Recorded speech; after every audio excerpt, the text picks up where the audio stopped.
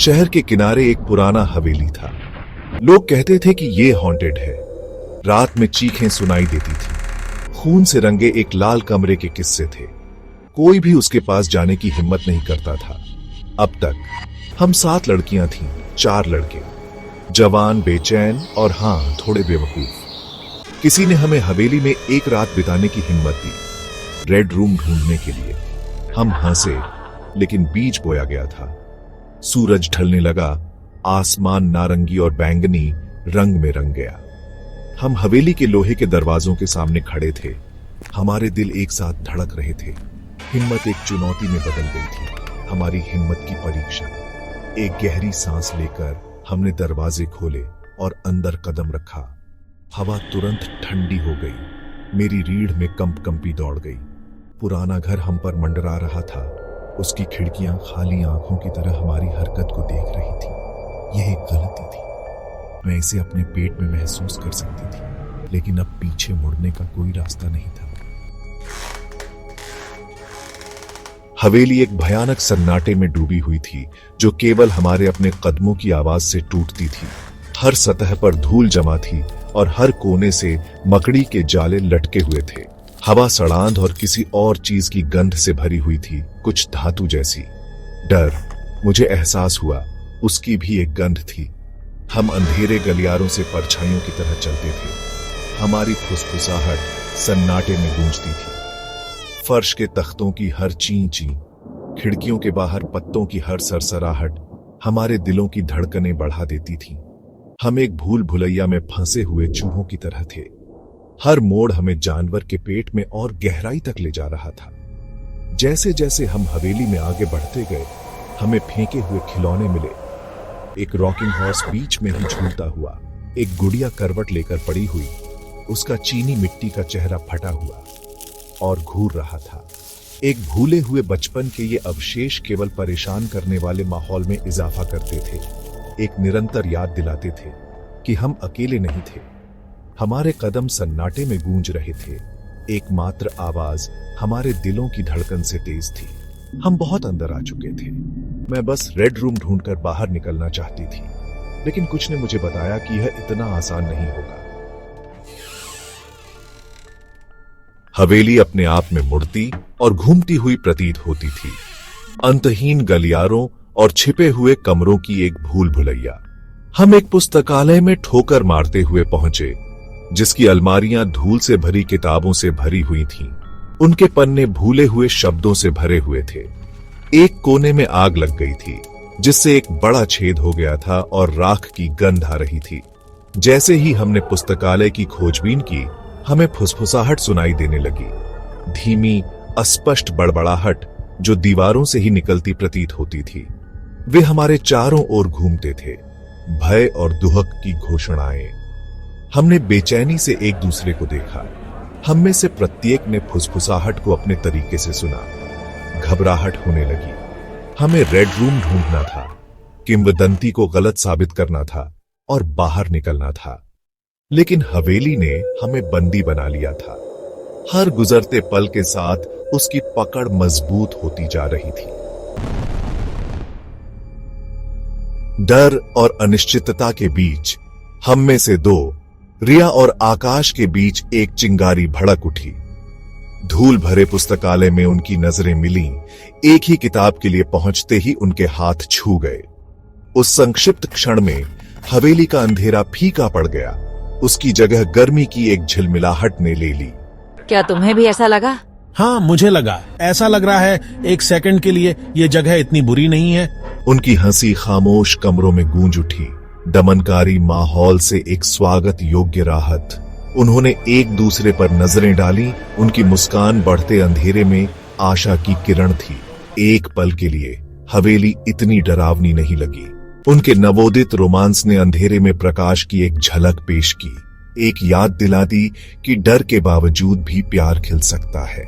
लेकिन हवेली ने अपनी सांस रोक रखी थी। उस पल का इंतजार कर रही थी जब वह अपने प्रभुत्व को वापस पाले। भाग 5।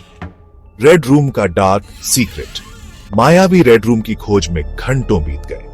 अंत में जैसे ही हमारी उम्मीदें कम होने लगीं, हमने इसे एक लंबे भूले हुए गलियारे के अंत में छिपा हुआ पाया। दरवाजा गहरे परेशान करने वाले लाल रंग से रंगा हुआ था, मंद रोशनी में लगभग काला। जैसे ही हमने हैंडल के लिए पहुंचा, हमारे ऊपर एक अपशकुन की भावना छा गई।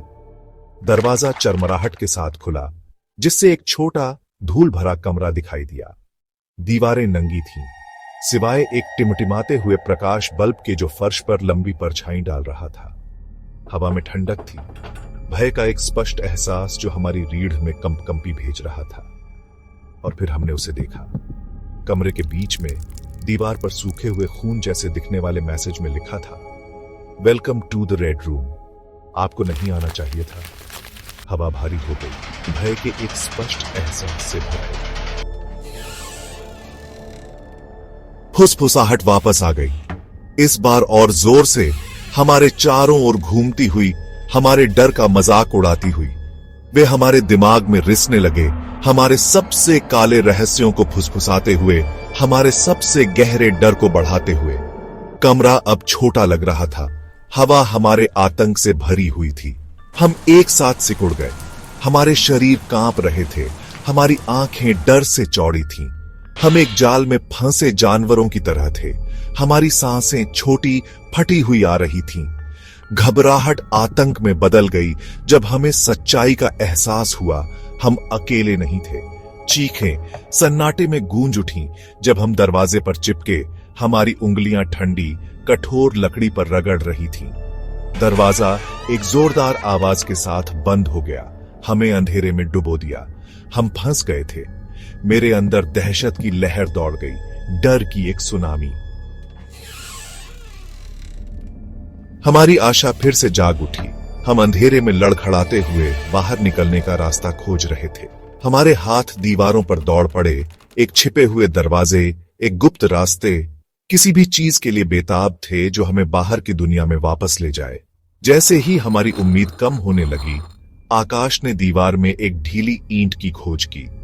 नए सिरे से दृढ़ संकल्प के साथ हमने एक साथ काम किया। हमारी उंगलियां कच्ची और खून बह रही थीं, इसे मुक्त करने के लिए। ईंट के पीछे हमें एक छोटा धातु का डिब्बा मिला। बॉक्स के अंदर हमें एक कागज का टुकड़ा मिला, जिस पर एक पता लिखा हुआ था और एक संदेश था, वे देख रहे हैं, इस पते पर जाओ, वे मदद करेंगे। यह हमारा एकमात्र मौका था, हमें इसे लेना ही था, हमें भागना था, हमें इस बुरे सपने से बाहर निकलने का रास्ता खोजना था।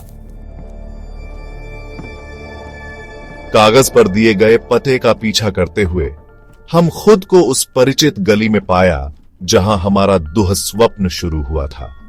सूरज अभी उगना शुरू हुआ था, शहर पर एक गर्म चमक बिखेर रहा था। ऐसा लगा जैसे सदियों पहले हम हवेली के दरवाजों के सामने खड़े थे। हमारे दिल उत्साह और घबराहट के मिश्रण से भरे हुए थे। जैसे ही हम हवेली से दूर लड़खड़ाए, हम उस एहसास को दूर नहीं कर सके कि हमें देखा जा रहा है। फुसफुसाहट अभी भी हमारे कानों में गूंज रही थी, उस भयावहता की निरंतर याद दिलाती थी जिसका हमने अनुभव किया था। हम आजाद थे, लेकिन किस कीमत पर? हमने हवेली को पीछे छोड़ दिया, लेकिन हवेली ने हमें कभी नहीं छोड़ा। उस रात की घटनाएं हमारी यादों में हमेशा के लिए अचल हो गई, हमारे संसार के किनारे पर दुष्कर्म की एक भयावह याद दिलाती रही। रेड रूम एक रहस्य बना रहा, एक भयानक रहस्य जिसे हम पूरी तरह से समझ नहीं पाए। वे लोग कौन थे जिन्होंने हमें भागने में मदद की, और डार्क वेब से क्या संबंध था? सवाल बने रहे, हमारे विचारों को परछाइयों की तरह सताते रहे। जैसे ही हमने अपने अनुभव के टुकड़ों को एक साथ जोड़ने की कोशिश की, हमें एहसास हुआ कि कुछ चीजें अछूती रहना बेहतर है। डार्क वेब अपने भूल भुलैया गलियारों और छिपे हुए कक्षों के साथ ऐसे रहस्य रखता था जिन्हें दफन करना बेहतर था। अनुभव ने हमें बदल दिया, हमें डर और साझा आघात में एक साथ बांध दिया। हम जानते थे कि रेड रूम सिर्फ एक किंवदंती से कहीं अधिक था। यह एक चेतावनी थी, एक याद दिलाती थी कि कुछ दरवाजे खोलने के लिए नहीं होते हैं, कुछ रेखाएं पार करने के लिए नहीं होती हैं। और जैसे ही हम दुनिया में वापस आए, हम उस एहसास को दूर नहीं कर सके कि अंधेरा अभी भी बाहर है, देख रहा है, इंतजार कर रहा है। कृपया सब्सक्राइब करें, शेयर करें और लाइक करें ताकि हम और भी डरावनी कहानियां ला सकें। Gap 3S। बस जब हमने सोचा कि सब खत्म हो गया, एक नया अध्याय शुरू हुआ। रेड रूम से भागने के महीनों बाद हमें अनजान लोगों से अजीबोगरीब मैसेजेस मिलने लगे।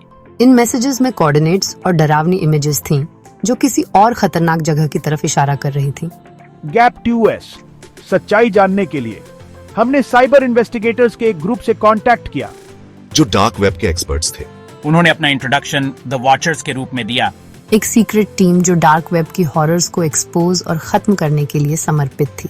उनके लीडर एक रहस्यमयी आदमी जिसका नाम रेवन था। रेड रूम बनाने वालों से पर्सनल बदला लेना चाहता था। Gap 2S। जैसे जैसे हम द वॉचर्स के साथ आगे बढ़े, हमें पता चला कि रेड रूम एक बड़े और भी खतरनाक नेटवर्क का सिर्फ एक हिस्सा था। इस नेटवर्क को द लैबिरिंथ कहा जाता था, जो अलग अलग देशों में फैला हुआ था। हर एक में अपने अलग ट्विस्टेड गेम्स और डेडली रूम्स थे। जितना हम खोजते गए उतना ही हमें उस अंधेरे का अंदाजा हुआ जिसका हम सामना कर रहे थे। Gap 2S। द वॉचर्स के साथ हमारा सफर अब सिर्फ सर्वाइवल का नहीं रहा, यह जस्टिस का था। दूसरों को उसी जाल में फंसने से बचाने का था। लेकिन हर कदम के साथ खतरा बढ़ता गया और मुसीबतें और नजदीक आती गईं। नए चेहरों ने नए डर पैदा किए और पास्ट के साए पहले से कहीं ज्यादा गहरे हो गए। गैप 2S हमारे साथ बने रहें जैसे हम इस खतरनाक रास्ते पर चलते हैं। द लैबिरिंथ के हिडन ट्रूथ्स को रिवील करते हैं और इसके पीछे के मास्टरमाइंड्स का सामना करते हैं। ये कहानी अभी खत्म नहीं हुई है। हमारे साथ जुड़ें और मिलकर हम वेब के सबसे डार्क कॉर्नर्स पर लाइट डालेंगे। Gap 2S। Please subscribe, share and like ताकि हम आपको ऐसी चिलिंग स्टोरीज लाते रहे।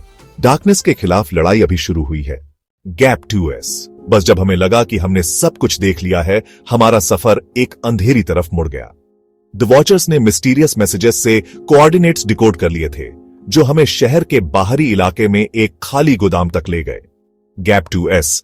जैसे जैसे हम नजदीक आते गए, हवा में उत्सुकता घुलती। लैबिरिंथ हमारी कल्पना से कहीं ज्यादा खतरनाक था और न्याय की हमारी तलाश अभी शुरू ही हुई थी। Gap 2S। हमारे साथ बने रहें जैसे जैसे हम इस अंधेरे में और गहराई में उतरते हैं। सब्सक्राइब, शेयर और लाइक करें ताकि हम आपके लिए ये डरावनी कहानियां लाते रहें। द लैबिरिंथ के खिलाफ लड़ाई अभी शुरू हुई है। Gap 2S। जैसे ही उस रहस्यमयी आदमी की चेतावनी हमारे कानों में गूंजी, हमें पता था कि अब हमें और भी ज्यादा सावधान रहना होगा। भूल भुलैया हमेशा देख रही थी। Gap 2S। अपने नए दोस्त के साथ हमने गोदाम से जितने भी सबूत मिल सकते थे इकट्ठा कर लिए और एक प्लान बनाया। अब भूल भुलैया के गुर रहस्य का सामना करने का समय आ गया था। Gap 2S। रेवन अपने चेहरे पर दृढ़ निश्चय के साथ हमें प्लान समझाने लगी। रेवन, हम उनके मुख्य अड्डे में घुसेंगे। यहीं पर उनके सारे कामकाज की चाबी है। Gap 2S। अगर हम उन्हें बेनकाब कर सकें तो हम भूल भुलैया को गिरा सकते हैं। Gap 2S। हमारी टीम अब पहले से कहीं ज्यादा एकजुट होकर छाया में चुपके से उस भारी सुरक्षा वाले अड्डे की तरफ बढ़ने लगी। हवा में तनाव साफ महसूस हो रहा था। हर कदम हमारी जिम्मेदारी का बोझ बता रहा था। Gap 2S। जैसे ही हम मुख्य द्वार के पास पहुंचे, रेवन ने हमें रुकने का इशारा किया। रेवन, याद रखना, पास रहना और चुप रहना। हम कोई भी गलती नहीं कर सकते। Gap 2S। हम अंदर घुस गए, भूल भुलैया जैसे गलियारों से होते हुए, पहरेदारों और सिक्योरिटी कैमरा से बचते हुए। Gap 2S। ये अड्डा ठंडे, सूने हॉलवेज और मंद रोशनी वाले कमरों का जाल था। Gap 2S। अचानक हम एक विशाल कंट्रोल रूम में पहुंच गए। यहां कई मॉनिटर्स लगे थे जिन पर अलग अलग जगहों की लाइव फीड चल रही थी। Gap 2S। यही थी भूल भुलैया की नाड़ी। द वॉचर 1, देखो, ये सब पर नजर रख रहे हैं। इसी तरह ये हमेशा एक कदम आगे रहते हैं। Gap 2S। हम जल्दी से काम पर लग गए, डाटा डाउनलोड करने, फुटेज कैप्चर करने और उनके कामों को बेनकाब करने के लिए डिवाइसेस लगाने। Gap 2S। लेकिन जैसे ही हम जाने वाले थे, अलार्म बज गया। हम पकड़े गए थे। गैप 2S गार्ड्स हथियार ताने कंट्रोल रूम में टूट पड़े। हम गिर गए थे। The watcher 2। अब क्या करें रेवन? Gap 2S। रेवन की आंखों में दृढ़ता की चमक थी। रेवन, हम लड़ेंगे न्याय के लिए, भूल भुलैया के सभी पीड़ितों के लिए हम लड़ेंगे। Gap 2S। एक भयंकर लड़ाई शुरू हो गई।